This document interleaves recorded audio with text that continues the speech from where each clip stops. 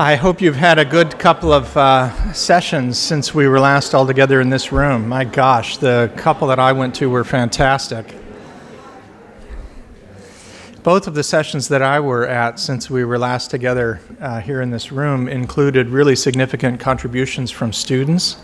And man, did I feel that to be tremendously valuable. So there are a couple of students in the room. Thank you very much for your contributions.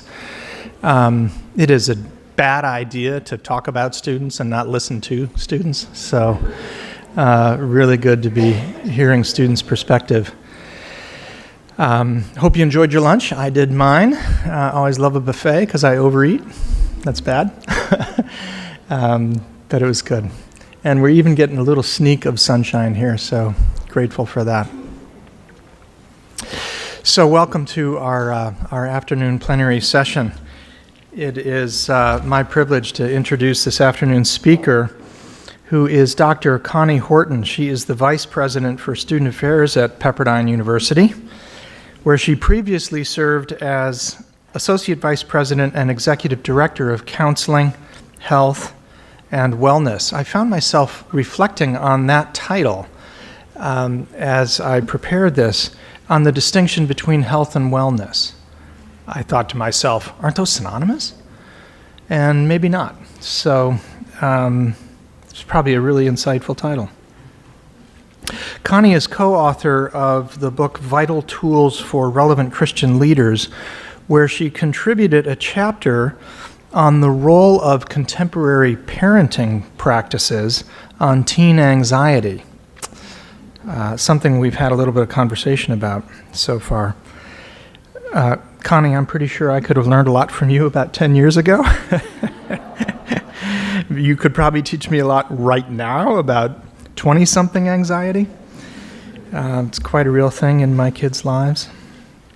Connie has a PhD in educational psychology from the University of Texas at Austin, a master's in counseling from California State University Fullerton, and a bachelor's in psychology from Pepperdine, where she now works. Connie comes to us this weekend by way of Westmont's director of the Counseling Center, Eric Nelson, who I mentioned yesterday. Eric has made an extraordinary impact on our campus in a relatively short time, and Connie, I know the respect that Eric holds you in. Given the wisdom that Eric has brought to our campus, and given his conviction that much of that wisdom has been learned from you, I am confident that we are in for a very rich afternoon. And I'll just say, too, that, I am running like a chicken with his head cut off these last couple of days, and so I wrote these comments, as one would, before all of this started and before I had the chance to meet Connie. Since our conference started, I've been privileged to be in a couple of small group conversations with Connie. And what has come through to me in that little bit of interpersonal interaction has been just a depth of wisdom that feels to me like it is coming from an especially acute, well-developed skill in listening. So I'll just say to the folks at Pepperdine, and there's a bunch of you here, congratulations on a great choice for a VP for student development.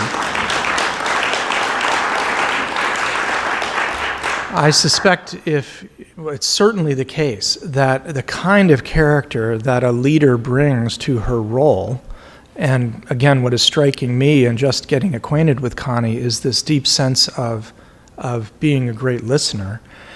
That character ripples out through the community, and if Pepperdine, as a result of Connie's leadership, is more a listening community than it might have been previously or otherwise, congratulations. So please join me in welcoming Connie Horton.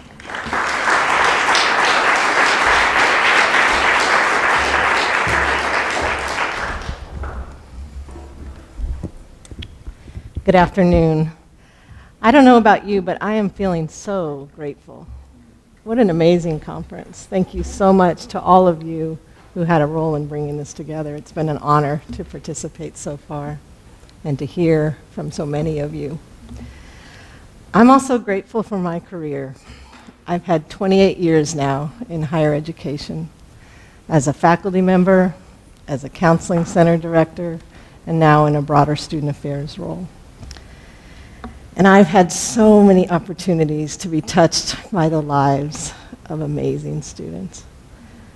I've had the opportunity to see students thrive, sometimes in spite of incredible obstacles, and their resilience inspires me. I've also seen students struggle, sometimes to the point that it's a matter of life and death. I've visited students in the hospital who tried to kill themselves. I've been at the funerals of those who did. Sometimes, most times, it's not a matter of life or death. But we have so many students who are simply miserable. They're chronically anxious. They're having panic attacks. They have little joy and little fun. And I learn from them too. I hope I've helped them, but I've also learned from them. And then I've learned as a parent. I have two 20-somethings myself. I have a professional juggler son. You could look him up, Josh Horton Juggling. I tell everybody I taught him everything he knows. I juggle different things, but he juggles fire and knives and whatever. And I have a sweet 23-year-old daughter, English major, who just graduated from Eastern University and finding her way. So I've learned from them. And then I've also learned teaching parenting classes. One of my greatest joys is to get upstream sometimes and to talk to parents of high school students or junior high students or grade school students or mothers of preschool children in the MOPS club that they join. And I learn from them too. And I've heard from them. I've been asked to speak to some of the trends and the dynamics, and as I will share some numbers in a few moments, but I know you know, and I want you to know I know. These are people. I'll speak to some numbers, but these are people. These are people's lives. And I'm struck by some of the conversation in the last session that, yeah, we'll talk about the ones that are struggling so much, but you might also notice the flip, right? And we need to study those who are doing well as well. So what I'll plan to do today is to talk some about the data, about the trends, and then suggest some of the dynamics. And we've been talking about them all along, but some of the needs. And some more ideas about how universities might be part of the solution. And then I look forward to our conversation. So how many of you have read this book? It came out in 2005, College of the Overwhelmed. Richard Cattison, who is the Counseling Center Director at Harvard University, wrote this, and it was pretty popular at the time. He talked about the extraordinary increase, he called it, in serious mental illnesses on college campuses and what we can do about it. And he spoke of concerning rates of binge drinking, of depression, anxiety, and so on. That was in 2005. I would like to tell you it's gotten so much better, but the trend, as you probably know, is the reverse. It's gone the other way. UCLA's HERE Institute, the Higher Education and Research Institute, that does a number of fine studies, including studying entering classes, and recent entering classes have been found to have the highest levels of mental health problems, more depression, and weaker social skills than any previous years. So let's look at some more specific data. One thing to look at your university is your counseling center trends. Whoops, sorry. That's ours at Pepperdine. So I came in 2005. So the year before, they saw 270 students. And this last year, 791, will clearly get well over 800 this year. Think about that, almost more than tripled in just over a decade.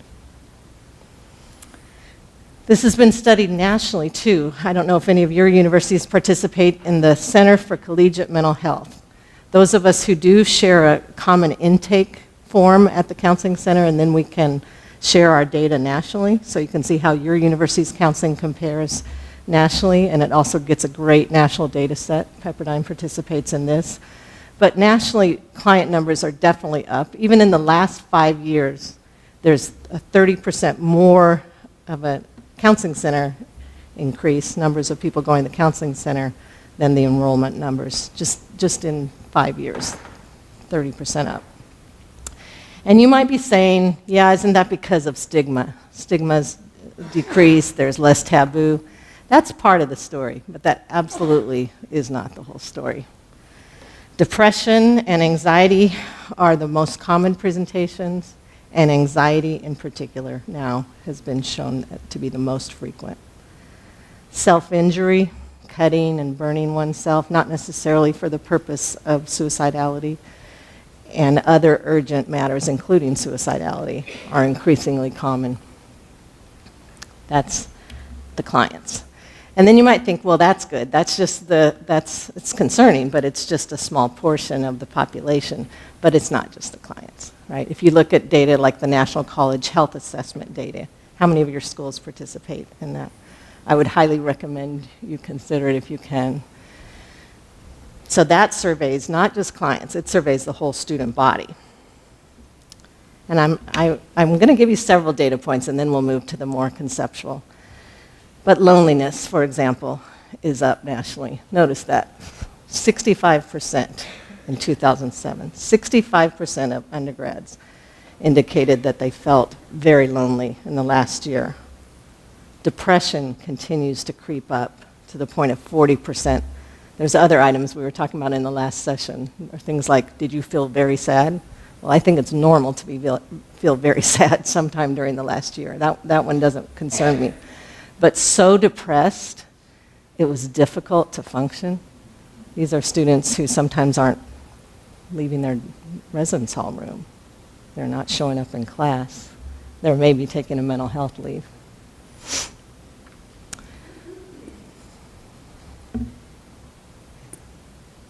Sorry. And then hopelessness.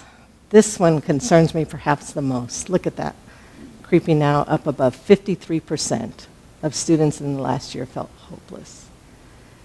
When we do suicide assessments in the college environment, we know now to not just look at, did they have a plan? Is it lethal? Do they have access? That's what we used to do. But now we know for college students, two of the most important variables are impulsivity and hopelessness. So if hopelessness is creeping up, we would expect that so is suicidality, which it is. So again, injuring yourself the first one is not necessarily for the point of suicide. You see this on your campus, I'm sure, cutting or burning yourself. Do you know all, is that familiar? So it's a tension-reducing technique most of the time. It's very counterintuitive, hard to understand maybe, but sometimes it's helpful to think about it more like banging your head against the wall. Why would you do that if you were so frustrated? But it's just like, need relief. A tension reduction technique. So sometimes students will cut or burn themselves. Nationally, 8% of undergraduates said that in the last year they did that. And 11% said that they seriously considered suicide. Not a passing thought. Seriously considered it. Do the math on your campus. What is 11% of your undergraduate student body? Think about your class. You have 30 students, 3 of them, maybe. And then, as I mentioned, anxiety is the number one. In recent years, it's crept up above depression. 62% of students saying not just that they were a little anxious, but overwhelming anxiety. Overwhelming. And these things, it's not just, oh yeah, they have it, but they're doing fine. It is interfering with their academic consequences. So the numbers there, how many of you suffered academic consequences? You dropped out of school that semester. You dropped a class. You did much more poorly because of these conditions. Depression, anxiety, stress, all going up. Just a few more pieces of the bad news, and then we'll try to make sense of it. Hang with me. So they survey counseling center directors every year, and they ask them, how is it going on your campus? And each year, somewhere around 80% say, oh yeah, it's much more severe on our campus this year. And about a third have completed suicides. And as you know, probably some of you on your campuses, if you have one, the chance that you're going to have a second one that year goes up. If you have two, the chance goes way up that you'll have three. And so we've had cases like at Stanford or Cornell or NYU that have had like 5 and 6 in a row sometimes. One center did a study that it's older, it's 2003, but I think this would still be true for most of us today, that the increase is in multiple ways. It's increase in frequency, meaning certainly just more people are going to the counseling center. The severity has changed dramatically. University counseling centers used to be thought of as helping freshmen with their adjustment and seniors with their career angst. And now it's much more like a community mental health center at most counseling centers. There's a triaging having to go on. All the counseling offices' doors are closed because everybody's in session, and a faculty member brings somebody in who's got to be seen right now, and somebody else brings in their suicidal friend, and somebody else is having a complete psychotic break or whatever. That is the world of university counseling centers now. Take care of your counseling center directors. That's if you have a role in that. But frequency, severity, more severe, and complexity. It's often multi-layered. Yes, I have an eating disorder, and I also have a severe depression. My father is an addict, and he's just got into treatment.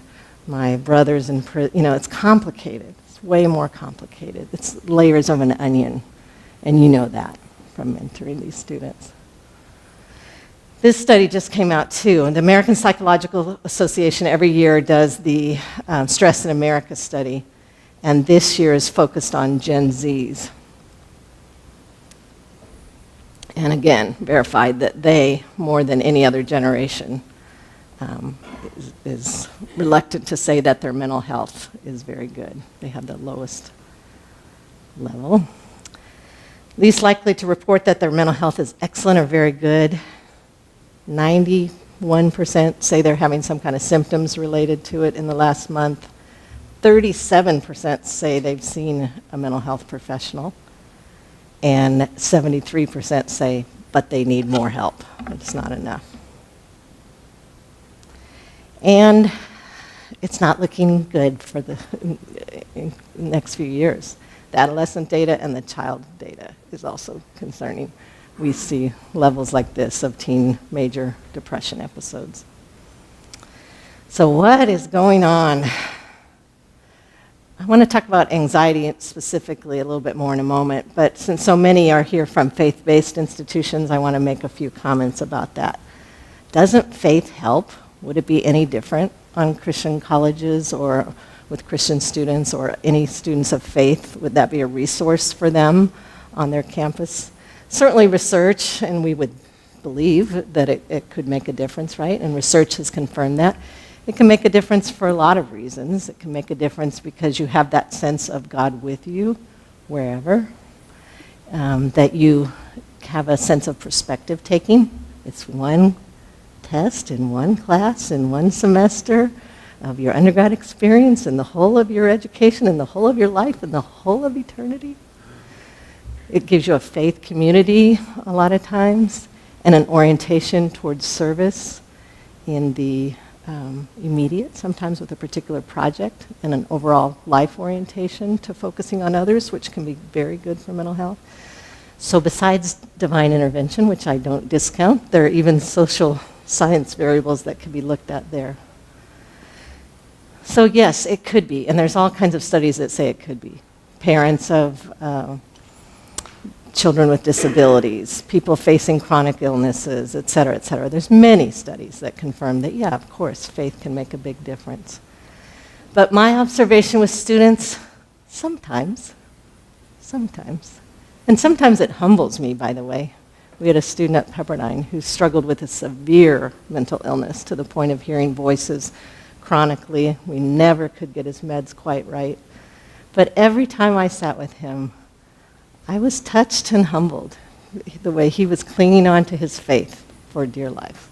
He certainly had his thorn, but his faith was everything to him. But too often it's not the case that it's helpful or a resource, and in fact, sometimes I see them using it against themselves almost. For example, we've talked a lot here about perfectionism and pressure and the race to success. Sometimes students do that with faith matters too. It's like they're trying to build a spiritual resume or something. They're volunteering for everything, going on so many ministry things, volunteering for all different leadership and Bible studies and all that. Of course I want them to nurture their faith. Of course I want them to be in community, but not in a pressury way. That's like just more the busyness instead of being still and knowing that he's God. I remember one time in a session, somebody said to me, I think a sophomore, I haven't created a nonprofit yet. It's like, you're 19, there's a little time. Like, there's still hope for you yet. Sometimes people use spiritual language, but they don't really have a worldview that matches it. I was struck by this one time when a student who was having trouble keeping up with some peers with social life and purchasing things said, God hasn't blessed my family like he should have. Well, if you think like that, I can imagine that's not going to be a lot of a resource. And some are just tender, young, well-meaning souls like RAs who just are sleep deprived, for example. What's going on for you? You look really tired. Yeah, there was a crisis with one of my residents last night. Okay, well, how much sleep did you get? 4 hours. Okay, what about the night before? Well, I had to do a conflict mediation in Suite C, and I needed to stay up late for that. Okay, what about you? Well, I'm in a ministry role, and I need to put my students first. Okay, let's talk about that. Even Jesus removed himself, right? But probably what I see most commonly that concerns me in this regard is students just not knowing how to make the connection. So for example, in the years that I worked at the counseling center, we would ask on intake, Pepperdine, if you may or may not know, it's definitely a faith-based institution, but a very diverse population, no statement of faith required. So we ask on intake, where are they faith-wise, and how important is it to them, and do they want that to be part of their sessions, and so on. And I'm struck by how many students would say, yes, I'm a Christian, it's very important to me, sure, it's fine if we talk about it, but if we didn't bring it up, they wouldn't at all. And just examples, there are many, but for example, one time a student came in and she thought he was the one, and it was a breakup and it was hard. And let me be clear, I don't think people of faith don't struggle and don't have heartbreak. Of course they do. But okay, how bad is it getting? You're pretty sad about this? Yeah, she was thinking about killing herself. Wow, okay. Faith's super important, but does this relate to this heartache at all? Or same with an eating disorder. I don't think people of faith are exempt from struggling with eating disorders. There's genetic reasons, there's social reasons, there's family diagnosis, there's all kinds of reasons. But I would hope their faith could somehow help them on that journey. And yet, no, I hate my body, even though they check that. And no reference to, I know I'm fearfully and wonderfully made, but I just am struggling. That would make me feel better, but they're not connecting. I've been presenting this in a class that I teach on college mental health for some years, and usually students understood the concern I was raising. The last couple of years, I noticed they defend these clients, and they say, well, yeah, of course not. And I was like, wait a minute, talk to me. It's like, well, if you broke up, you don't want somebody saying, Jesus loves you, Jesus loves you. Like, where did you get the idea that that would be the only way to integrate? And so I think they need some assistance with that. So the short answer is no, they're not exempt. But let's pull back now and look at anxiety more general. It is the #1 mental health concern on college campuses, and probably nationally overall. Anxiety is increasing. What does it look like? It shows itself in many different ways. Some people come to the counseling center and say, I have an anxiety disorder. I was treated for one in high school or something like that. Sometimes they come for other reasons that may be byproducts of anxiety, like they're struggling in social relationships because of it. What you faculty may see is avoidance and procrastination. What you know is their paper's not in. What you might think is they don't care. What might be true is they care way too much. And they're at the counseling center, or should be, because they're thinking, oh my gosh, this paper is so important, and this professor is such a serious grader, and this is a huge part of my grade, and I'll never, and they write the sentence and delete, or they don't even sit at the computer, or can't even get started. And it's because they're anxious. It can show itself in panic attacks, and it can show itself in trying to turn off the anxiety, sometimes in desperate ways. So you see substance abuse, again, self-injury, eating disorders. On the surface, you might say, oh, that one needs substance abuse treatment, that one needs to get into an eating disorder treatment program, that one needs, maybe, maybe not. Maybe they just need to learn to manage anxiety. And even suicidal thinking can be related to anxiety. When you feel tense all the time, when you're having trouble sleeping because of it, when you're not able to be successful academically because of it, you can see how it could relate to suicidal thinking. We heard a more sophisticated explanation from a neuroscientist's daughter last night, but here's mine. Anxiety's like a lion. Your body is reacting like there's a lion. You're hyper-aroused, you're on guard, your body and your mind are on guard. You're acting like there's a lion in the room. That's what your body's doing. So when you tell me, I can't remember what I've read, well, try reading and testing your comprehension when there's a lion roaming around. I can't sleep. Well, could you sleep if a lion might be coming by? That's how they're doing. The breathing, they can't breathe. That's why they get into panic attacks. They're hyperventilating sometimes. By the way, that's another way we see it, is on public safety blotters. I get the list, right? Student fainted in speech class, students having abdominal pain, students most of those are panic attacks. What is causing this escalation? We've talked about several of these in different ways. The role of technology. And by the way, this whole conversation from here on out, I'd invite us to think about ourselves as well as our students, because maybe, just maybe, we can relate just a little bit. The role of technology in many different ways. Simply the speed of life, it goes fast. We are constantly being contacted. There is constantly new information. The comparison data is well-founded, that people are saying, how come she looks so cute and I don't, or how come I wasn't invited to that party, or all that stuff. The fear of missing out related to that. The multitasking, it took me 8 hours to write that one-page paper. Okay, what else were you doing at the same time? And just the stimulation. There's been studies to show it's very cocaine-like on the brain. Like if you get a ping with your text, it's just, it's hard to walk away from it. This book's already been mentioned at this conference, but Jean Twangy's iGen book, she certainly verifies the mental health concerns, no doubt about it. But she adds a few more points about the technology piece that we should be thinking about. Technology has led to a whole lot less face-to-face contact as they are growing up. That's a huge difference. And fewer independent experiences. So back in my day, right, in high school, we would more and more spend time with our peers. And I'm fortunate. My family was a perfectly safe place, but I was not interested in hanging out there all the time. Certainly not on the weekends, etc.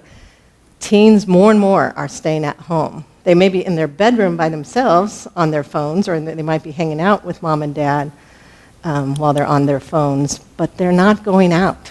They're not navigating life as much by themselves. She was just at Pepperdine, and a lot of it was fascinating, but one of the biggest take-homes for me on that line is that essentially they're like 15-year-olds as far as how much independent experience they've had. They're like 15-year-olds of another era. They just have not been out on their own very much. And so think about the implications for that in our work. And they're more sleep deprived because they are checking those phones till late hours. Many sleep with it under their pillow.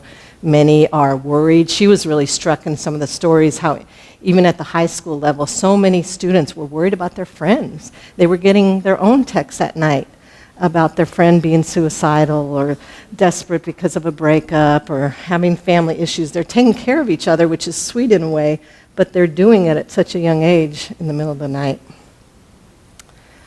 Other research has shown that there is greater awareness of threats. Now, when I've presented this before, I understand a pushback was, come on, previous generations had their share, World War II, Great Depression, et cetera. That era had a lot of threats. But what's so different about this era is the first generation that's grown up with it in their face constantly. They pick up their phone, they turn on the computer, they walk by something, they know there's Ebola, there are terrorists, the economy's tanking, there's political unrest, there's so much, the message is danger, danger, danger, danger, and they get it all day long. Compare that to an era ago with all of its unhealthy parts. I'm not suggesting let's go back to the good old days, but news maybe after dinner, maybe for 30 minutes or an hour, and done. Now constantly, and because of that 24-hour news cycle, the media, of course, is motivated to say, late breaking news, disaster, no danger, no, right? And growing up with that, what does that do to a person? That same APA study that I mentioned a moment ago speaks to some of the specific things they're worried about. And again, they're more worried than the rest of us. Most of us are concerned about these things, but for example, mass shootings. 75% of Gen X students say that they're worried about that. Well, they started with drills in kindergarten in some cases.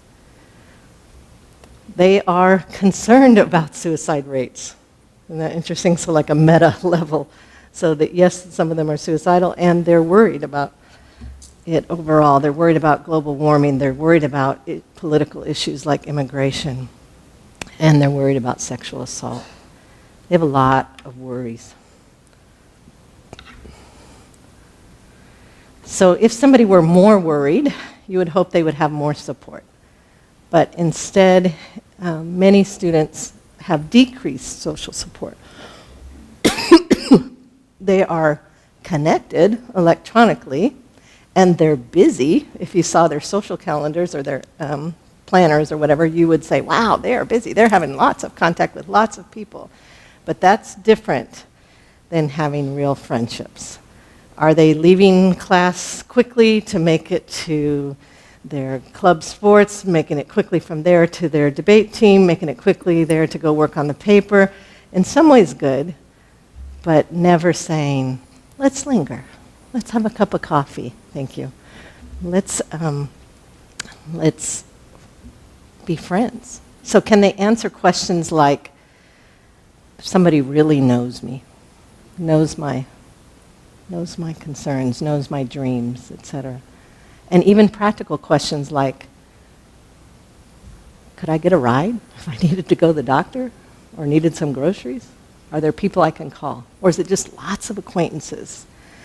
Many students are lacking those deeper connections, and probably because of what I said before about the iGen book, many of them don't have the skills or know how to do it. They don't know how to be vulnerable. They haven't had as much experience looking each other in the eye. They don't know how to ask. You've heard the conversations. Oh, my roommates drive me crazy. Their alarm goes off at 5 in the morning because they think they're going to study and they never do, and they hit snooze and snooze and snooze and snooze, and I don't have class till 10 and I worked late last night. Oh, what does your roommate say when you talk to them about that? Oh, I couldn't do that. I'm not kidding. I'm not exaggerating, right? And so if you have that level of friendship and more worries, that's a bad combination. Let's talk about individual and family differences. We've already heard some of this throughout, but these are just a few examples. There are many of our students who have had some pretty horrific experiences. We have more combat veterans now coming back to college. So if you're a yellow ribbon school, like Pepperdine, maybe some of yours, you probably have a lot of veterans. And what have they been through? And by the way, not just U.S. veterans sometimes, right? They may have had mandatory service from another country. Some have had very difficult immigration experiences or are still worried about that. Poverty, child abuse, domestic violence, substance abuse, neighborhood violence. There are a lot of concerns out there. Our students, some of them have very significant stressors. And it's led to, in some families, kind of a walking on eggshell phenomenon, kind of waiting for the next thing.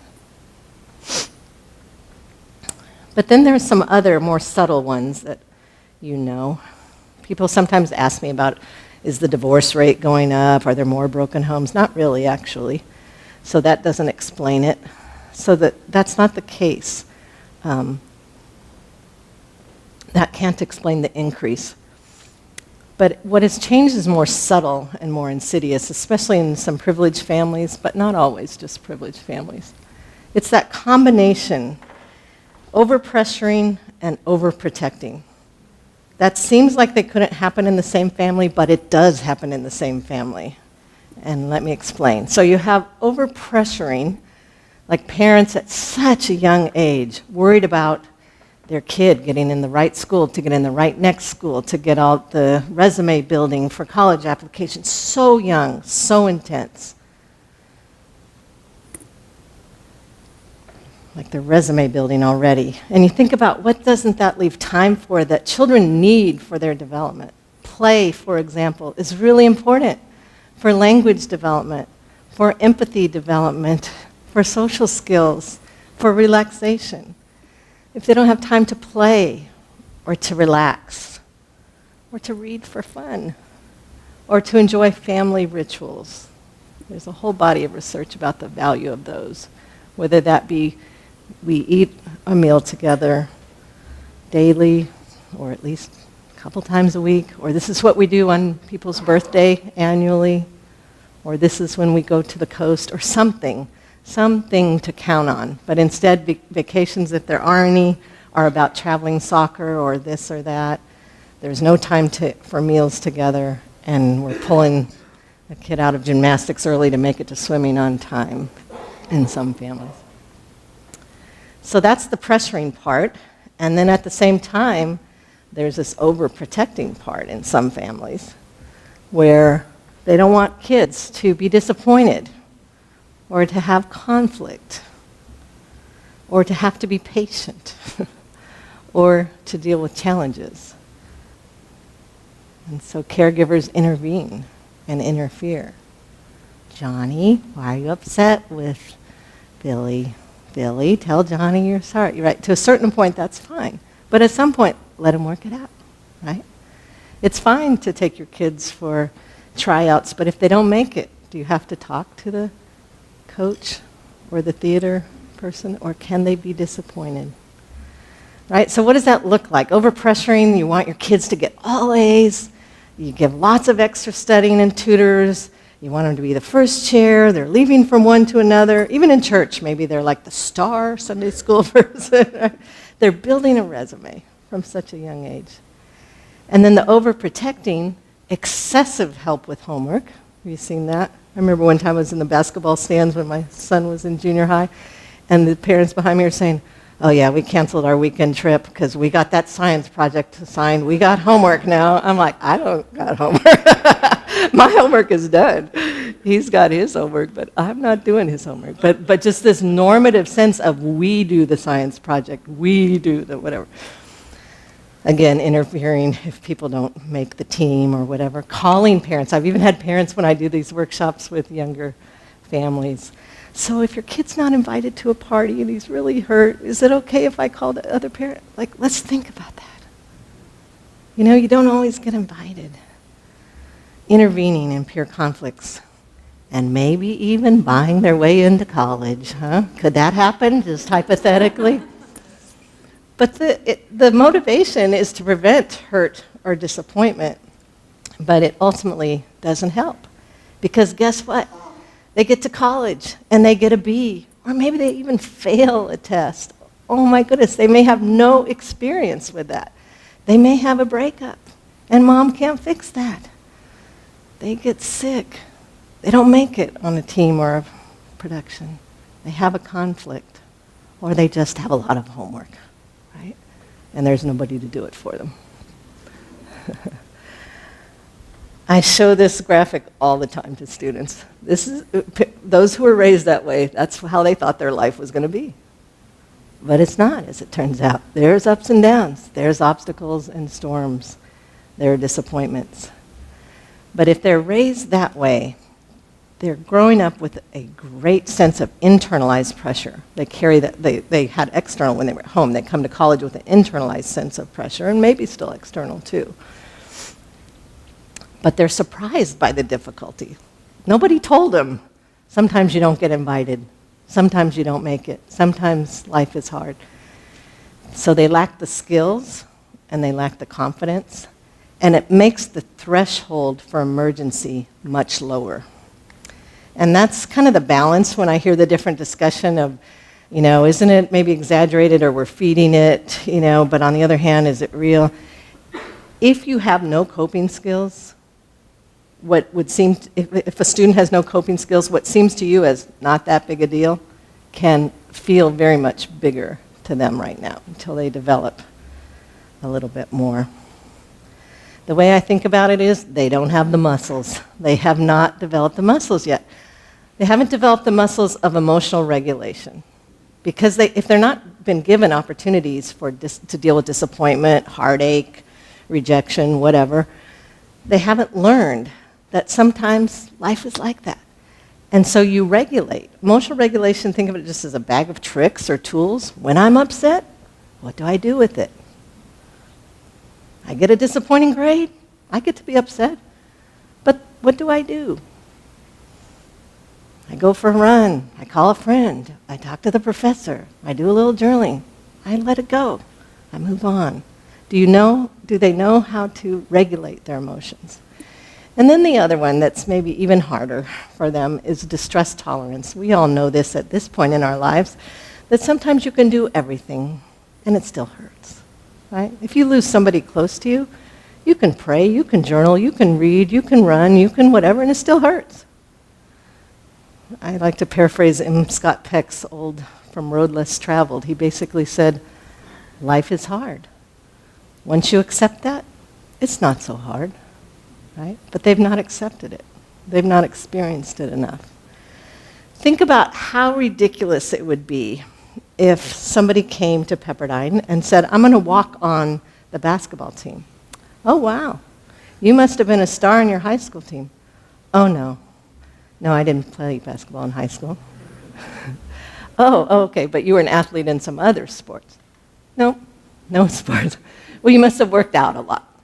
No, I didn't work out at all, right? It would be ludicrous, right? It would be ridiculous. But in some ways, that's exactly what's happening. Students are coming to college who have not worked out a pure conflict on their own, who have not faced disappointment, who have not learned to wait, who have not learned to settle themselves. And yet, there you go, right? It's similarly absurd. But let's be gentle with parents, partly because we are those people, right? Some of us. Why would they do that? Why would parents overpressure and overprotect? Guess what? They're anxious too. Remember what I said before. Anxiety is in society right now at a higher level. It's not just us, and not just students, and parents are certainly anxious. They're anxious about many aspects. If you're not patient with that, watch morning news for about 15 minutes, even soft news, and think about it from a parent's point of view. There are so many dangers out there. There are kidnappers, there are sex offenders, there are bullies, there are disease, there's all kinds of stuff that parents have to worry about, and it's in their face all the time. And then just like the students, the parents get together. Oh, do you have him signed up for the SAT tutoring? And, is he taking 4 AP classes? Oh, only 4? Mine's taking 5, and I'm also, then they can start to do that and feel really bad if they're not keeping up. And again, of course, Christian families are not exempt, although they might want to be anxious for nothing. Sometimes they're worried about all that and more. Like, is my kid going to lose their faith? Are they going to, whatever. Some of you have seen this old book, but I think it's good to remind parents sometimes that yes, there are dangers out there, but many things are exaggerated on the news and in our awareness, and the odds of things happening that they're so afraid of, in many cases, are very out of proportion. As that author summarizes, we better learn to doubt our inflated fears before they destroy us. And by the way, sometimes paradoxical things happen, right? So a parent is so afraid, protecting maybe to an exaggerated point of view, and because they're so afraid, for example, that their child will be bullied or won't have friends or won't have this or that, and so they protect. So this kid, it grows up with no social skills and ends up pretty lonely because they've not had the experience. So the very thing that you were afraid of, sometimes you make riskier. All right, so that's the numbers, and those are maybe some of the explanations. I'm interested to hear your thoughts about all that. But then what do we do about it? Certainly counseling centers have a role, but they have a role way beyond just providing one-on-one or group counseling. I hope on your campuses they're also leading training programs to help you, faculty, staff, student leaders feel ready to respond, to know when to refer, but by the way, also to know when you don't need to refer, when what you did is all they need, right? I remember one time a dear associate dean colleague of mine was dealing with a student whose landlord had been really out of bounds, and it was a scary situation. It's understandable that the student was upset. But the associate dean sat with the student, talked it through, helped her develop a plan. Perfect. And then walked her to the counseling center and said, could she be seen immediately? She doesn't need to be seen immediately. Of course we do then, because now you've set this up.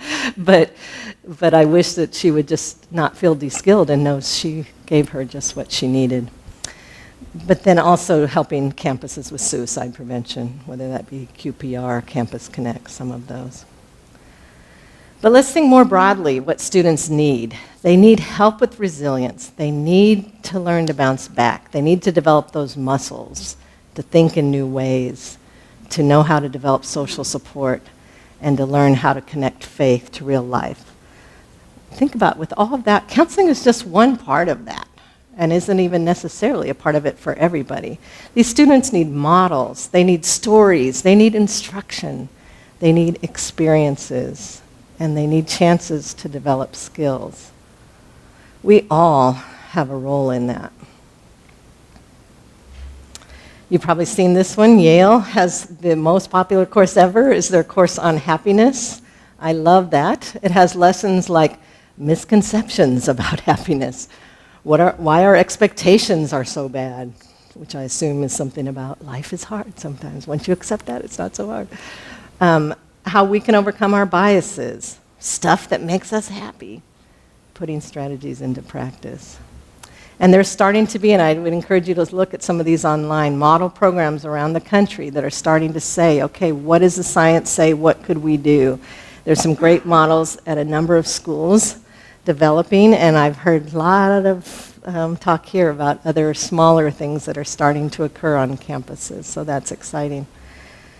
Components of these bigger ones that have been out for a little bit that I've noticed looking at them, they're often some kind of video of models talking about grit. They want to hear from you. They want let your university president or you as faculty or staff, student leaders, tell your story of how it wasn't always easy. I remember one was, I think the head of a business division or something saying, I failed my first calculus class, right? And it might be I persisted in that field, or you know what? Thank God I left that field. But all different people. When I saw it in one program, at first I thought, I don't know if students will respond to that. Is that too cheesy? But boy, multiple programs have that as a part, so I think that's starting to make more sense. Peer resilience coaching is part of that. Again, sometimes they don't need professionals. They need peers and leaders just helping them think about what are you doing? Are you doing these practices? More and more universities are having academic courses on resilience, either as a whole program, like part of the first year seminar, or one-offs, faculty and mentor training, and just all different focused, intentional programming in different dimensions: spiritual, social, physical, cognitive. So for example, this one at Wake Forest has all the components. They include financial in theirs, which is interesting, environmental, and so on. I appreciated Biola's session in the last hour talking about think first what your university's conception of wellness is before you build the program. So that they clearly had done that. UCLA has a program. The former director of UCLA's counseling center, who was a leader in our field of counseling center work, the president of the association, she left that to become the dean of resilience at UCLA, and they have a whole program. Penn State has one that has quite a bit of empirical data looking at different components from self-awareness, that regulation part that I mentioned, making connections and so on. So you might want to look at some of those. But what can you do as individuals? And we talked quite a bit about student affairs on the Praxis Day, so I'll focus mostly on faculty here. But you can teach seminars and classes, even if you have like a first-year seminar where you can choose the topic, or encourage your university to start thinking about doing a whole program. Or even if you're not going to do that, in some of your existing classes, what are you doing to encourage resilience? I know one professor at Pepperdine just does a little moment of meditation before class starts, some sharing and so on. And great books, or whatever variation you have at your university. But help them make the connections. Sometimes they do, sometimes they don't. But as you're reading great literature, what does great literature have to say about friendship, about happiness, about hardship, about flourishing, about the good life? And how can we create real community in those settings, talking about real life, academically and personally?